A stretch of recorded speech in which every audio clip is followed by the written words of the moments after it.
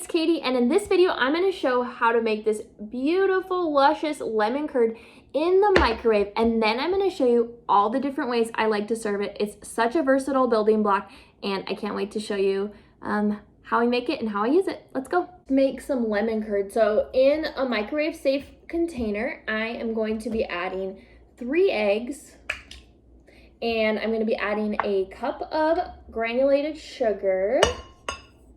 And then I'm also gonna add 1 stick of melted butter. You wanna melt it and let it cool slightly. If it's too hot, it'll scramble the eggs.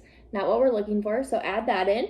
And then add a cup of lemon juice. All the quantities will be down below. And you guys, you can do the exact same thing with orange and with lime. Same exact quantities, 1 cup of orange juice or lime juice. Since I'm making lemon curd, I'm gonna do 1 cup of lemon curd.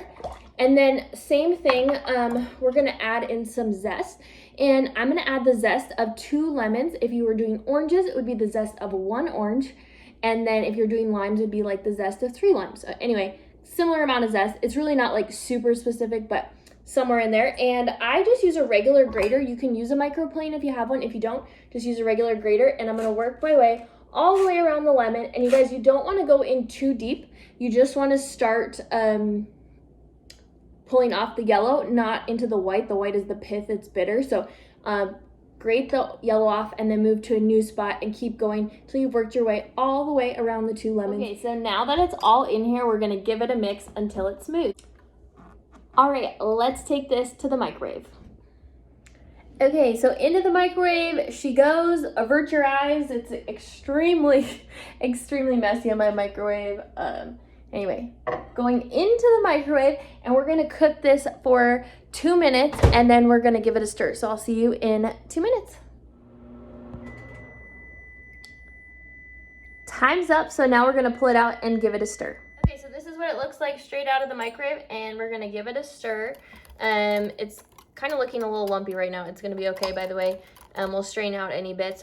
So it's thickening up, but not there yet. So let's head back to the microwave. Okay, so after another 2 minutes, this is what it looks like. Again, thickening more and more. I'm gonna give it a stir, and it's gonna go back in for 1 more 2-minute interval. And again, if you see some of those lumps in there, those are just egg white bits, which we'll strain out in a minute. All right, so this will be the last 2-minute interval that this batch is in. If yours is not thickening up, you could do another batch, but for the most part, it takes about 3 2-minute intervals. So, last time. Okay, so the curd is out of the microwave, and you guys can see it actually boiled over just a little bit. And you do want to keep an eye on it, because I was keeping an eye on it and it just barely went over. So if that happens, you can just open your microwave, give it a quick stir, and then you'll just you might have to interrupt it every 30 seconds or so. But anyway, here it is. I'm gonna give it a final little mix here. Ooh, it's hot. Okay, so there we are. Now, this is a very important step, and that is the strainer step, because you can make this curd and you can end up with little bits of cooked egg. You noticed when I was stirring it before that there were little bits of egg white, and sometimes those egg whites, they just won't break up. And so that's what that is. So we want to get those strained out. So I'm just going to go over my dish here and strain it out. Nothing too crazy. Again, I don't like doing any extra steps. Like I often don't sift things. I don't do anything extra. This is a step you really do need to do. So, or unless you like cooked eggs in your food. And this one had more bits of cooked eggs than sometimes. And sometimes if your butter is hot, that can happen. So anyway, there is the strained bit, and then I will show you the Okay, so here is the finished curd. As you can tell, it's actually, well, very, very, very hot. And then also it's not like crazy thick. So what happens is we'll let it cool to room temperature, and then we're gonna cover it with plastic wrap, making sure to press the plastic wrap to the surface so it doesn't form a skin. And then we'll put it in the fridge. And that's kind of where the magic happens. We've cooked it, and so when it cools, it will thicken up and it's gonna be beautiful. So okay, so one of my favorite foods are actually waffles, and lemon curd goes so well on waffles.